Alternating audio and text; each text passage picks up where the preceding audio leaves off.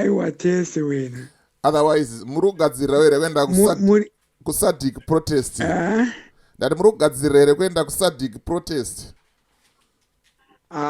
Iwe unozwa ichi SADC protest haina zvainoreva nokuti kuprotesta kwavo hakutadzisi kuti SADC ite take place. And vari kutongozviunzira nyaya dzemaproblem because kana ivo vachifunga kuti vachati mungu wakati kaprotesta panochinja. Apa ini ndokona kuwisisa wena DJ Holly. Unozwa SADC iyi organization yokutongoti ine painogumira power yayo. Chokwadi izvozvo. Izvozvo nyangwe tichida nyangwe tisingatifana tizvinzwisise. Vana European Union vakavukura but havana chavakati vakapedzisa vangonyarara. Nyaya yeSADC inotaurwa SADC isi true handisi kureva kuti zvino zvisina kufamba zvakanaka inotaura but haisiriyo ingauye ichiti nhasi Mnangagwa chaiye saka taakuchiti susu ma-first elections ngaauye nokuti tiri SADC. Anangovaudza kuti muri vana SADC mune simba ripi rokuti munotiudza zvokuita muZimbabwe. Saka vanhu veZimbabwe vanopretenda kusazviziva izvozvo. Saka inini ndichitaura zvazvisi kureva kuti ndiri kuedza kuda kuti ndikurudzire kuti zvakaipa zvirambe zvichiitika but ndingoreva kuti ngavazi kuti SADC pane painoguma mapowers ayo. Zvakafanana nokuti iye zvinezvi nyange ukada kuti uone chaiye uyu anonzi uyu anga achitaura kuipa kwemaopposition party panhamo kuti isusu maopposition chaipo tisingapinzi ZANU-PF because maopposition party pane pamwe vanongopinza ZANU-PF paisingakwani isati iriyo inenge yaita zvimwe zvimanakire zvimwe zvisina musoro zvimwe zvavanoita ivo. Ndiano? Saka isusu kutora kwandangoita maZimbabwe takagara takanyimwa hatigone kunge tichiyemura kana kuti hatigone kunge tichisimudzirana. Tinozviona nyange kuno kwatiri kumadiaspora. Izvozvi pamuchato wangu ndikada kuudza ndakasapotiwa kwandakaroora kuEthiopia. MaEthiopians vakanga vari supportive but maZimbabweni vaingouya kuita fanika vari kufara vamwe kana zvipo chaizvo zvakabva zvese kune maEthiopian but ivo waingoona vachingoti svetu zvazvokuita fanika vauya kusapota but kupretenda chete. Aiwa patori neproblem but ini nangu maonero angu zvinogona kushanda zvinogona kusashanda but like what happened last time. Panopesera paita noise, panopesera parohwa vanhu, panopesera pasangana vamwe matsotsi, mbavha chaidzo dzakatopfeka ma-t-shirts dzichida kubira vanhu kuita looting mumashopu. Saka it's very tricky kuti zvinyatsonzi zvaitwa in a clean way. Panotinetsei unless otherwise masoja nemapurisa vabvumira vopinda muroad nevanhu, of which it's impossible. Like paipe pakanomacha vanhu patime yaMugabe paipai masoja anga aripo, mapurisa anga aripo, macivilians anga aripo, and hauna mbonzwa nzi parohwa munhu, hauna mbonzwa nzi papwanywa shopu, vanhu vaingomacha zvine runyararo. Ndo vakanga vazvibvumira masoja. Zvino apa iko zvinezvi vanofosekedza masoja haasi kutombozvida. Ende ndikuudze kachinhu chinonetsa ndechekuti fanika iye uyu mufana anondichamisa uyu. Yes, unongoti vanhama akangoti taure zvinhu zvokuda unozwa kuti DJ Holly ine zvimwe zvimunguva kana tichamisa achitaura ndinongoona kuti wauya kunhamo ungangobva asina kutaura here vanhu kuti vanhu anozva kuti vanhu vane mibvunzo yakawanda but instead yekuti angozobva achingoti ndawira nhamo osira ipapo panyaya dzokuti yakobata ndau yakochema zvakati anongoti nyengedzere ochinyepere kuti ndakuita zvakati vanhu voti vofara.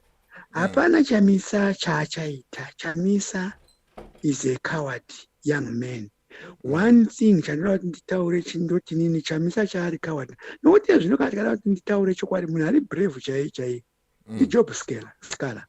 That man nyangwe iyo ZANU-PF inototya nokuti uya yakasaina kufa nokumuka.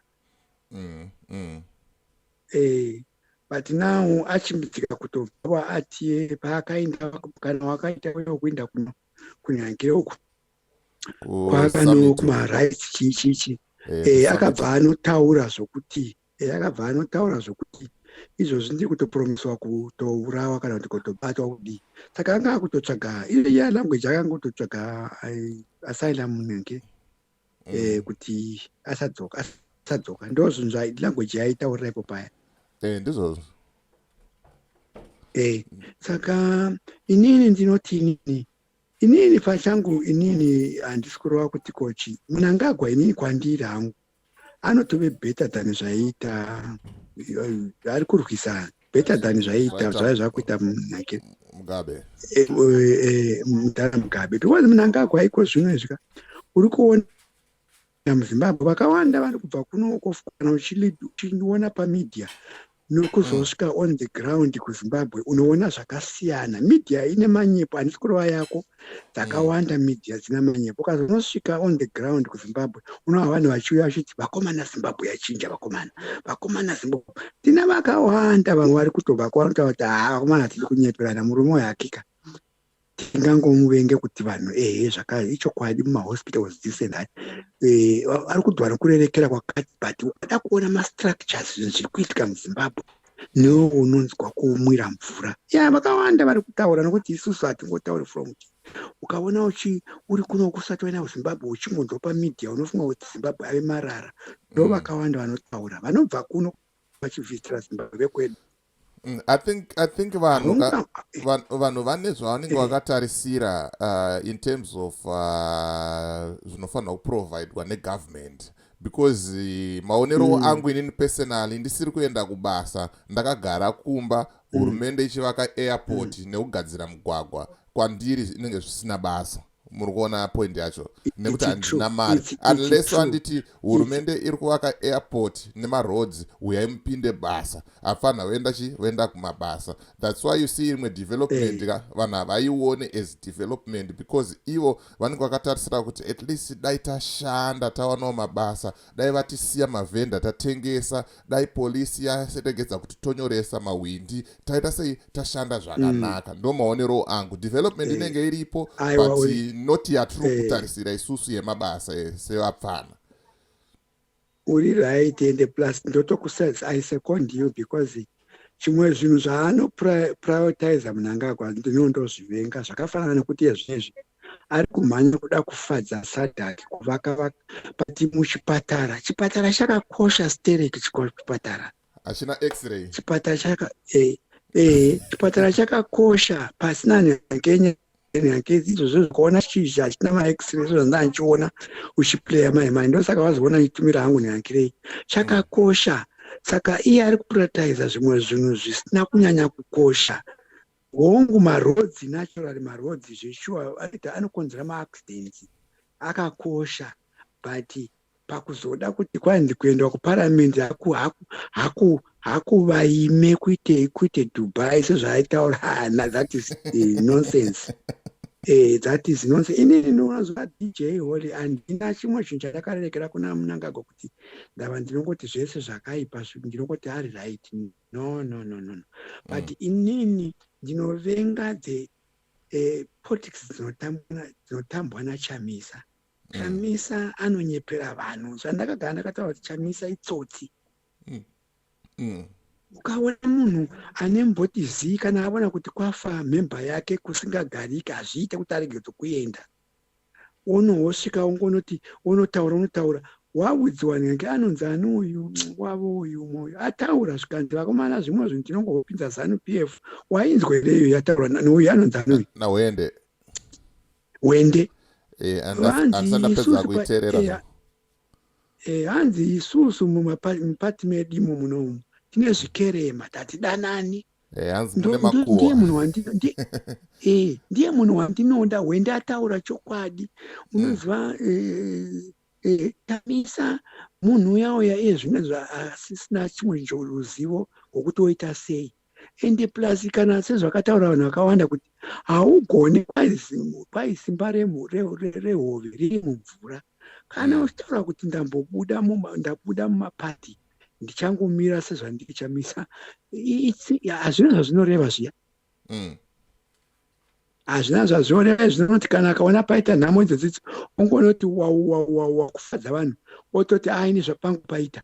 Ndo zvaari kuita chete izvine zvanoziva kuti ndingakire.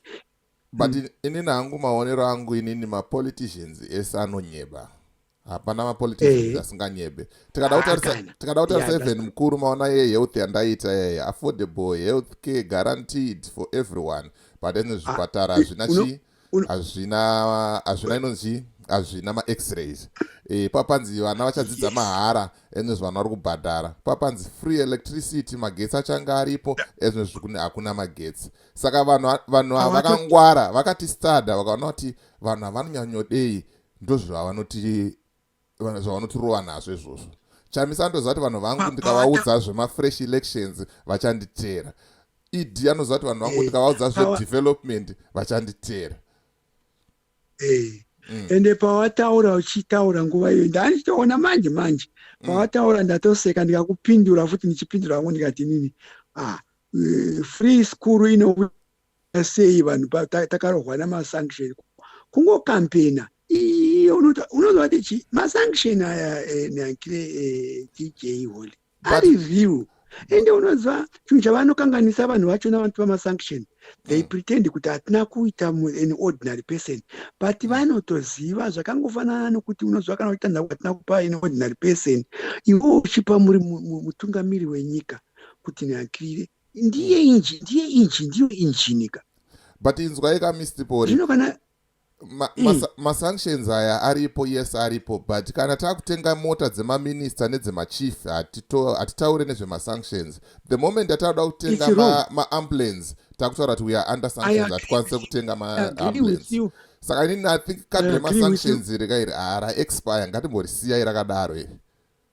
Ndofunga ndosaka iniwo ndataura ndichiti ndinomuvengera kuti anoprioritize zvinhu zvisina basa. Vanenge vachita zvokuti vadiwe nevanhu. But vanhu vachona manjika naivowo vachona dengo kuchii vasingakari vachitiwo no dei tave tiri vanhu tinoziva kuti tinonzwira an ordinary person. Taidei tairamba kuti pane zvamunoda kuita zvimadii maprioritize zvakati. Saka wochiona kuti muZimbabwe nika haana basa, vazhinji havana basa ne-an ordinary person. So long inini ndichigona kuisa zvandinowana ndichiisa pamuromo pangu. Nekuti right now tikada kutarisa Mr. Porika, Chamisa chaiye haana basa nevanhu, ED haana basa nevanhu, because Chamisa has got the power right now to go and talk to my European countries about my sanctions abviswe. Anokwanisa kuzviita ende anototeererwa. Murikuona ED aritoziva kuti ma-elections aya takabira apa takadai dai tabatana nemufano atadai soka. Anokwanisa kuzviita zvinhu zvoenda kumberi, but haazviite. It's simply kuti iye ari kuguta nemhuri yake, haana basa nevanhu. Murikuona, saka at the end of the day vese vari two vari kuita zvinhu zvinovafadza ivo to their own personal interests, not kufunga ruzhinji rweZimbabwe. Because dai vese vaifunga ruzhinji rweZimbabwe vaimbosiya zvemapato vogara pasi kuti aiwa saka toita sei, ngatigadzirei zeki, ngatichinjei apa, ma-elections edu ngaafambe so, ngatichiendai tonovhota komana, ngatichimbogadzirai nyika for the next 10 years tozoita ma-elections pamberi apo. Wakainzwa yakataurwa DJ Holly, wakainzwa yakataurwa nouyu anonzi Madzibabani. Madzibaba wapi? Uyu anowanda kusapota Chamisa, but nezuro akataura ndakamuona hangu. Madzibaba weShanduko. Ndakaona ma-highlights acho. Madzibaba weShanduko akapfeka sutu. Akapindukira kuti Chamisa ari kuguta, Mnangagwa ari kuguta, this and that, achivatuka vese. Ichokwadi hakusi kunyeba. Ari kusafa ndini Mr. Pori. Ndati ari kusafa ndini nemi Mr. Pori tiri tu. Yes, ende paidaro pakadaro achitaura ndichiona nezuro ndakati taura zvako iwewe. Ndaitodaro ndichitaura nechona ndikati taura zvako iwewe unotaura chokwadi. because aitaura chokwadi chaicho chinoona chino. Ndiri kupabata. Because ivava vanhu ava vanhu ivava ndikuudzeka vari kutishandisa but havana basa neordinary person. Iko zvino kana ukada unozwa inini zvotondirwadza zvako TJ Holly. Unozwa mapoliticians eZimbabwe ka havana kufana, unozwa havana kufanana nemapoliticians ari just neighbor next door South Africa. Zvakasiyana. Zvakasiyana.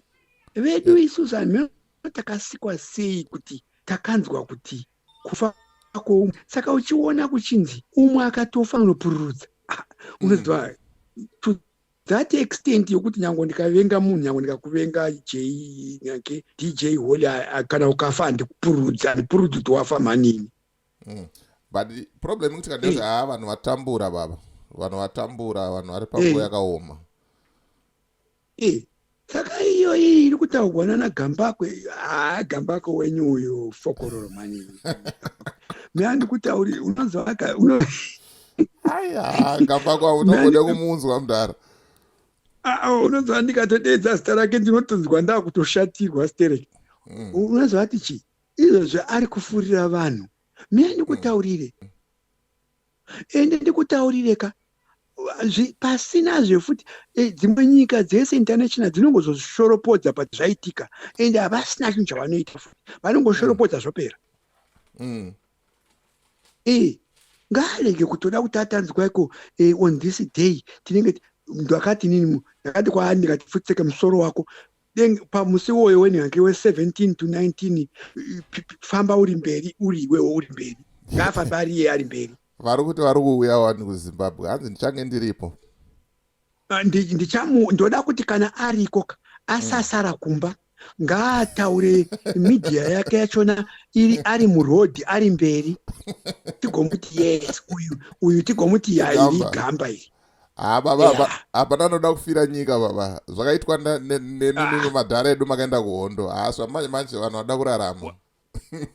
Unozva zvako ndiwo kana akapinda pamberi ndiwo vanotanga kumunakura ende unonyepa. Kana akauya kuZimbabwe ngaarege kunogara mumba achitaura zvemedia akagara kumba, ngaafambe ari mberi achitungamira vanhu. Ini ndakazoona ndikati haiwa munhu anoda kufira nyika zvamanje manje hapana.